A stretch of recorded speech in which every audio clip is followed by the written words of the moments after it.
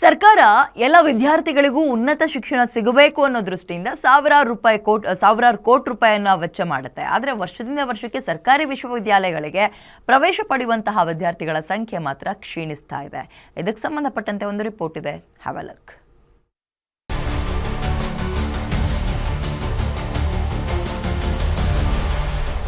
ವರ್ಷದಿಂದ ವರ್ಷಕ್ಕೆ ಸರ್ಕಾರಿ ವಿಶ್ವವಿದ್ಯಾಲಯಗಳಲ್ಲಿ ವಿದ್ಯಾರ್ಥಿಗಳ ದಾಖಲಾತಿ ಕುಸಿಯುತ್ತಿದೆ. ಸ್ನಾತಕೋತ್ತರ ಪಿಎಚ್ಡಿ ಸೇರಿ ಹಲವು ಕೋರ್ಸ್ಗಳಿಗೆ ವಿದ್ಯಾರ್ಥಿಗಳ ಕೊರತೆ ಎದುರಾಗಿದೆ.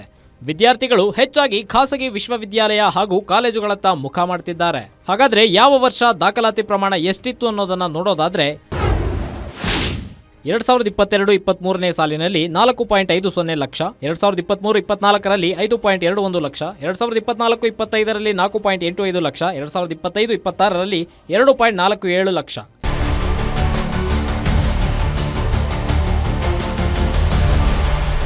ಈ ಬಗ್ಗೆ ಕಳವಳ ವ್ಯಕ್ತಪಡಿಸಿರುವ ಶಿಕ್ಷಣ ತಜ್ಞರು ಸರ್ಕಾರಿ ವಿವಿಗಳಲ್ಲಿ ಮೂಲಭೂತ ಸೌಕರ್ಯಗಳು ಹಾಗೂ ಬೋಧನಾ ಗುಣಮಟ್ಟ ಸೇರಿ ಹಲವು ಸುಧಾರಣಾ ಕ್ರಮಗಳನ್ನು ಕೈಗೊಳ್ಳಬೇಕು ಅಂತ ಹೇಳಿದ್ದಾರೆ.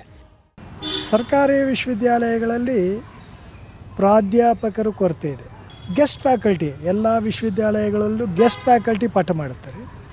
ಸೊ ಅಲ್ಲಿ ಸಂಶೋಧನೆಯೂ ಕೊರತೆ ಆಗಿದೆ. ಪರೀಕ್ಷೆ ಆದಾಗ ಸರಿಯಾದ ಸಮಯಕ್ಕೆ ನಡಿಬೇಕು, ರಿಸಲ್ಟ್ ಸರಿಯಾದ ಸಮಯಕ್ಕೆ ಕೊಡಬೇಕು. ಒಟ್ನಲ್ಲಿ ವರ್ಷದಿಂದ ವರ್ಷಕ್ಕೆ ದಾಖಲಾತಿ ಪ್ರಮಾಣ ಕುಸಿಯುತ್ತಾ ಇರೋದು ಅಂಕಿಅಂಶಗಳಿಂದ ತಿಳಿದು ಬಂದಿದೆ. ಹೀಗಾಗಿ ಸರ್ಕಾರ ಇದನ್ನು ಗಂಭೀರವಾಗಿ ಪರಿಗಣಿಸಬೇಕಿದೆ. Shami Shetty, metro bureau, guarantee news.